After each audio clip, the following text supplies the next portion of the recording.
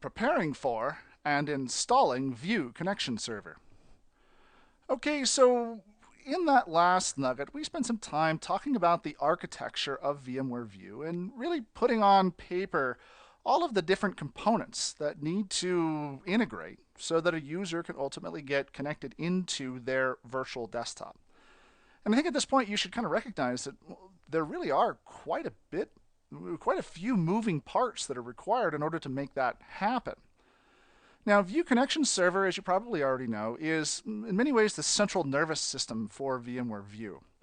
It is the server that facilitates when users come in and request desktops. It facilitates getting those users connected up to the right ones. And we'll be spending a lot of our time on that View Connection Server, working with the View administration tools to create those desktop pools and populate them with virtual desktops and all the stuff that's required for daily administration of this VDI infrastructure. What we've got to do first, however, is to get the whole thing installed. And even before that, we have to prepare Active Directory for View Connection Server to be a part of this infrastructure. So in this nugget, we're going to spend some time actually talking about the whole preparation task. There are honestly not that many things, and the things that we are going to do are in many ways optional, but I think explaining them now will help you recognize why we need to almost set our virtual desktops apart from the other physical desktops and servers that are in your Active Directory domain. So in this nugget, we're going to spend some time talking about Active Directory. We're going to create at least one global group, and we're going to create a couple of organizational units and even a group policy that will help populate that group correctly on all of our virtual desktops. You will find that VMware View on the client and on the server side has a surprising number of group policy integrations. And there are a number of custom ADM files that you can choose to use for enforcing certain configurations, again, both at the client and at the server side.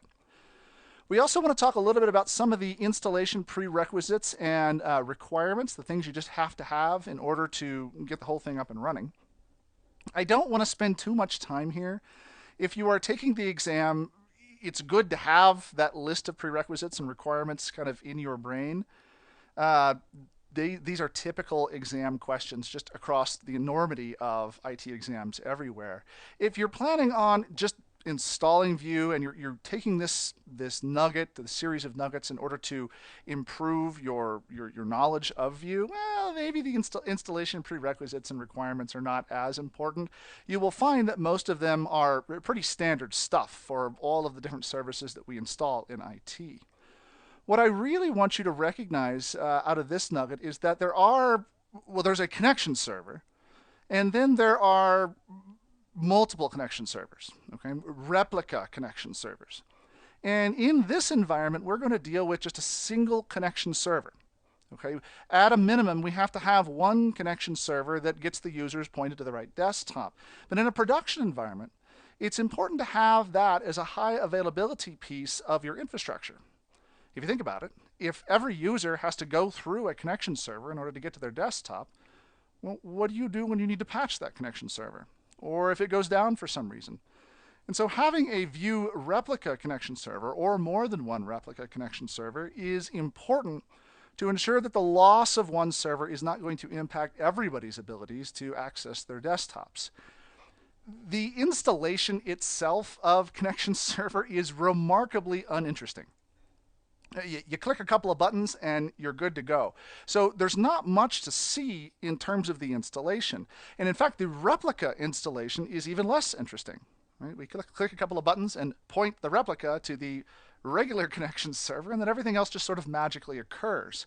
There is some under the covers replication that's going on that keeps those servers roughly in sync. And you don't really need to know that, but you just need to recognize that the way in which you install a replica connection server is almost the same as you would install a regular connection server. So let's spend a minute or two here talking about some of the Active Directory tasks that are required in order to prepare, or the things that are required in order to prepare Active Directory for VMware View. Now, what I want to do first here is bring up Active Directory users and computers, and I've got a basic domain here. Okay, this domain is company.pri. Now, in this domain, you may have already like a desktop computers OU. You might have a servers OU. This is just the basic right out of the box configuration.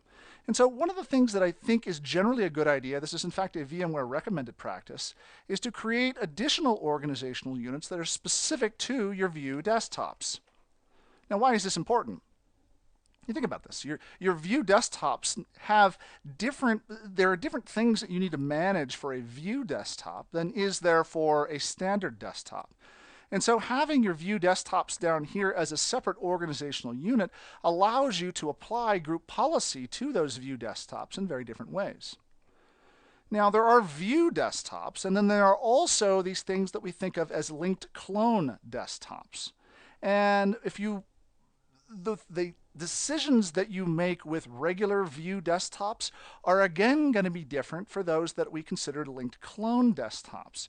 So it's a good idea also to create a sub-OU for those linked clone desktops. You don't have to do this, but it's just a good idea. Remember, most of Active Directory and most of your organizational unit structure is there for the application of group policy. And as I said before, VMware View has more than a few group policies that you're going to at least have to be aware of. So separating these out can be a good idea. By doing so, I can have regular sort of manual mode desktops in the root OU, and then those that are linked clone in a sub-OU. You may also, and again this is optional, want to create a third organizational unit for kiosks or View kiosk desktops. Now, in all these cases, you notice how I'm removing the protect container from accidental deletion item here. This is more so because there's a lot of dynamics going on in these containers. And so I want to make sure that I have the ability to add and remove the virtual desktops, or that the automations that are facilitating the provisioning of these desktops will have the ability to add and remove anything inside the organizational units. So again, these three OUs we will use throughout this series, but are good location or good separation for you to split out what we think of as our virtual desktops and then linked clone and kiosk desktops from the ones that we're using every day. And there's one more thing we need to do here inside of Active Directory users and computers, and that's simply to create a global group that will identify the users that can access these desktops. So let me click here under New Group, and I'm going to create a group called VMware View Users. Okay, these are the people that are going to have rights to access my virtual desktops. And I'm going to use this group here in just a second. Now, if you think about it, on your average Windows desktop, there is a group that's native to Windows called Remote Desktop Users. And you may be populating this already with domain admins, or maybe it's your IT group or what have you. But there is actually a way that we can use group policy to enforce the contents of that group. Okay? What I want to do is use group policy restricted groups as a mechanism to enforce, well, I want to make sure that the VMware View users are always in the Remote Desktop Users group. So let's go ahead and create a group policy object here.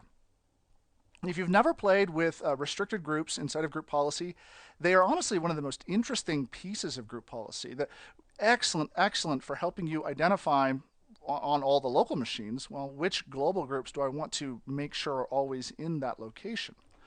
So let's call this enforce remote desktop users. Okay, that's the GPO we're creating here.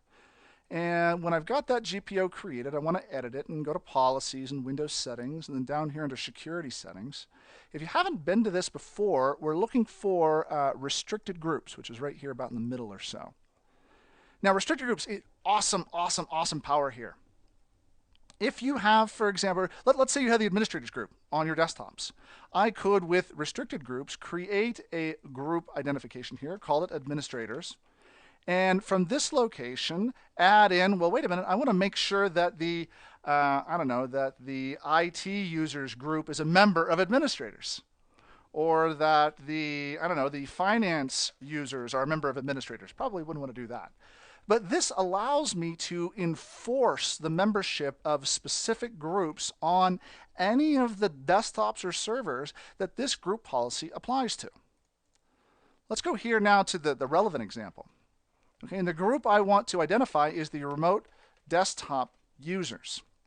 Restricted groups matches these by the item or by the name that we put in. So this needs to be spelled and the right spacing exactly as it would be on the individual desktops. Once you create that, you can then up here in the top identify who should be the members of this group. If I go here to add and browse, I can add in the VMware View Users group to the Remote Desktop Users group. And group policy will now, if I apply this to the right OU, group policy will now enforce that I have the right users, giving them the right access down on the local machine. When I'm done here, I'll just need to move this over to my View Desktops OU, link it up right there, and we're good to go. So these are a couple of the items that you're going to want to do to prepare your Active Directory for the installation of View Connection Server. Again, not all of them are required. Most of them are fairly optional. But what they do is they help create a better management experience as we move forward through this series of nuggets. All right, so Active Directory prepared. Next stop is View Connection Server. And in fact, here I am on this server. This is vcon.company.pri. And on this server, I'm going to want to install the View Connection Server, the bits. Important to recognize here, and this gets very confusing simply because of the naming. I have a View Connection Server, okay? And then I also have a View Composer Server that we'll deal with a little bit later. The View Connection Server cannot be your vCenter server, okay? Cannot be your vCenter server. Now, important here is that the View Composer server must be a vCenter server. Okay, so keep those two straight. Whenever you're building out your test environment or even your production, make sure that you separate out the connection server so it's on its own piece of equipment. Here, if I double-click, this is the download, View Connection Server download right off the internet. If I double-click to launch the installation, I will begin installing View Connection Server version 5. As I mentioned before, terrifically uninteresting installation. Okay, choose next here, agree to the license agreement.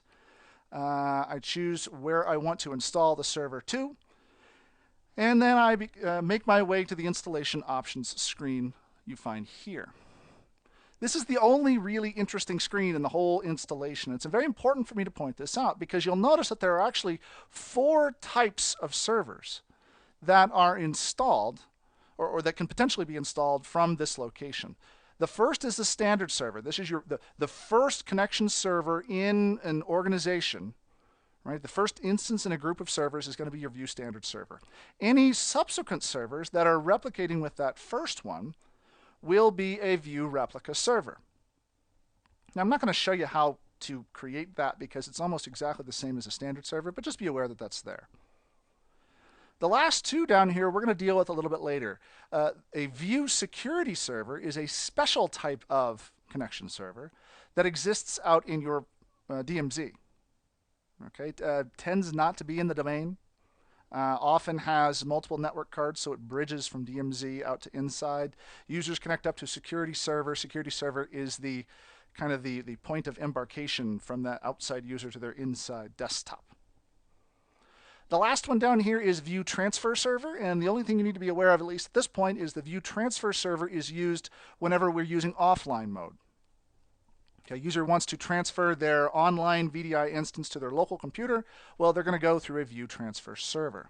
So let's go through and install the standard server here. Really the only option worth noting is the firewall configuration. Again, if you're taking the test, make sure you have all these firewall ports memorized because for some reason on every IT exam everywhere, firewall port numbers are really important. But these, let's see, 1, 2, 3, 4, 5, potentially 6 firewall ports, just put them in your brain. For the rest of us, if we're just building this out, recognize what these ports are. They are required in order to support running View. So we will configure the Windows firewall automatically to support them. Once we're done, we click Install, and this installs that View Connection Server. Okay, this process takes a minute. So while it's going about doing its thing, I'm going to put the recording on pause, and when we come back, I will have the installation complete and ready to go. And we're back. As you can see here, the installer has completed. We're ready to begin working with View Connection Server. I'll click the Finish button here. And I have a new icon up here called View Administrator Console. Double click, launches Internet Explorer or whatever your browser of choice is, and you'll notice that we have a problem with the website security certificate. Now, you've seen this before. What View has done is install a self-signed certificate that is not trusted by this computer. And so you can go through and choose to trust this certificate. I'm not going to do that at this point. A little later on, in order to facilitate some of the extra security in this environment, we'll deal with some certificate things that will make this go away. But for now, let's just choose to continue to this website so that we can actually log on to View Administrator. Here's my username. I'll punch in my username and password, click the Login button, and you will see, well, here we are at essentially the dashboard. In fact, let me click up here to get to the dashboard for View Administrator. Some very interesting things you're seeing here. Okay, I am seeing up here in the upper left the number of sessions that are currently going on. There is none because there are no virtual machines. And then also some system health icons here. Down here in the lower left, I can choose what pane I want to view. Here on the right, I'm looking at the dashboard right now. Now, this system health item here will give me some very nice heads-up displays about the different components that make up a View infrastructure and whether or not they're healthy or not. I have my server, vcon.company.pra, currently up and running. Great. I have a yellow dot here for the event database, which is showing me that the database has not yet been configured. We'll do that a little later. And then I also down here have the different domains that are, first of all, the domain that I'm actually in right now, company.pra. And then there is one trusted domain, the specialized domain, which is showing a down arrow because, well, the pieces aren't there. And that's okay, right? I'm running this entirely within the company.pra domain. I wanted you to get an opportunity to see what your trusted domains will look like here. Over on the right, I have the desktop status. How are my desktops? Are they prepared, provisioned? Are they problems? Is there some sort of issue going on? Are they actively in the preparation state? And then down on the bottom, some data stores, which we don't have any data yet because we haven't connected up to vCenter server yet. Now, there are a couple of things that we want to set up first here within View Administrator just to get things kind of off to the races. The very first thing here is under Product Licensing and Usage. Now, right out of the box, there is no license set up for View Manager. When there is, well, when you have your license, I guess I should say, and you'll get that from VMware.com, you'll click down here to choose Edit the License. You'll pop in that license serial number, and it will make available all the functionality so that you are properly licensed. As close as we've come this early in this series, I'm just not ready to share my license keys with you. So drop your license key in here, and that will expose all the functionality that you need to get started. I do want to show you down here under Global Settings, there are a number of entries in here that you might want to adjust. These are global settings for this View instance. First of all, what is the session timeout? 600 minutes is the default setting here for how much time I allow a session to occur. Do I want to require SSL for client connections? Okay, that certificate that we saw, that certificate error that we saw, I can get rid of that by unchecking the box. Notice if I do so, smart card authentication is not going to work because I'm not running HTTPS. I can choose to re-authenticate secure tunnel connections after I have an interrupted network. Now, if you're running on a LAN, you're not going to see that many interrupted networks. But if you think about it, if I have external users, maybe they're connecting in over some 3G connection, and you know, maybe a guy's sitting on a train coming into work, he's working on his desktop, train goes into a tunnel, and the network connection drops.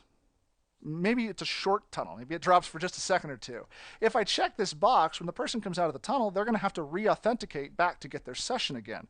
That can be a good idea from a security perspective, but it can be kind of annoying from a user experience perspective. So you can choose whether or not you want to require that extra re-authentication whenever a person comes in. Now, the different components that make up a View infrastructure have messaging that they use to talk to each other. I can also either require or request message security when those messages are being transported between different components. The require is here for enabled. The request is here for mixed, meaning that I will use message security if the right certificates are in place, but I won't require it if they're not. In this case, I'll choose disabled. Again, this is another security feature there to ensure that the messaging between these servers happens appropriately. Do I want to enable automatic status updates? If I turn this on, then down at the client side, the users are going to see automatic updates associated with their status, but you have to be careful about this because the pushing of that status information down to the client is going to prevent any kind of an idle session timeout from occurring. So you can turn this on and it will give your users a little bit more information, but you are going to have an issue with any of those idle session timeouts. And honestly, having that timeout so that idle sessions can be closed and you can harvest those unused resources back into the pool is a pretty good thing. So you probably want to be cautious about turning this on at this point. Many of us down here have a requirement that users accept some sort of standard use agreement before they access a company resource. If that is you, well, then you can display that pre-logon message here. This is your typical, you agree by using this resource to follow the rules of the company sort of message. And then also, when you force a log off, so when a user is actually required to log off, are you actually going to display some kind of warning and then give them a timeout before you actually log them off? Useful. You don't want to annoy the users if you're trying to do a forced log off in the middle of the day. Many of us won't do that, but if we do, this is the global setting for that.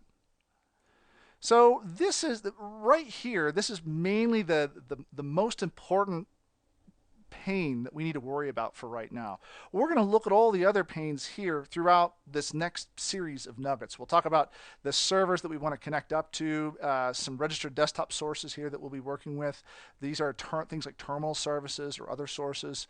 We'll deal with administrators and rights and privileges a little later as well as ThinApp and the event database, and then also that transfer server repository. So these are, again, the very high-level settings for setting up a Vue server. We're not getting very deep here, so, and not to worry, we will deal with those very deep settings as we slowly build this infrastructure over the next series of nuggets. We do have one final topic that we need to talk about here, and that is the prerequisites and the requirements for getting the services up and running. And again, I don't want to spend too much time here because these prerequisites and requirements are documented very well in this document, the VMware Vue Installation Guide. Make sure you have the right version. That's very important. In this guide, in Chapter 1, are going to be all those requirements that you need for the servers that will make up this infrastructure. Okay, this is system requirements for server components. A couple of things I want to point out here. You can run connection server on server 2003 R2 or 2008 R2. Notice recommended of 4 CPUs and a single gigabit NIC here. And then also the memory, at least 10 gigs of RAM for deployments of 50 or more Vue desktops if you're running 2008 R2. Okay, that's for the Vue connection server hardware. Again, software down here, Windows Server 2008, Windows Server 2003. No database requirements. Okay, we'll deal with database requirements when we get to Composer, but here for connection server, no database requirements. Another thing to take notice here is the virtualization software requirements for Vue connection server. Supports 4.0 U3, 4.1 U1, and vSphere version 5. Okay, and again, I'm not going to spend much time here. If you're taking the exam, you're going to want to know these. If you're building your environment, just make sure that you've got all of the basic requirements here to support all the different transfer server and composer server and connection server. That's really what you need to be aware of here, is to spend a lot of time with this Vue installation guide. So what have we talked about in this nugget? We've talked about preparing for and installing the Vue connection server. We spent a pretty decent amount of time sort of introducing the Active Directory and group policy concepts. And there are a couple of things that you just have to have up and running for Vue connection server to work. Spent a minute with the installation requirements and prerequisites, and then talked about the important differences between a connection server and a replica connection server down here. Upon concluding that, then we went through and actually clicked a few buttons. We prepared Active Directory for a Vue installation and went through the installation and the initial configuration of that Vue connection server. Coming up in the next nugget, then we're going to start with our virtual machines and actually creating those virtual machines and preparing them for delivery using this View Connection server. So for now, I hope this has been informative for you, and I'd like to thank you for viewing.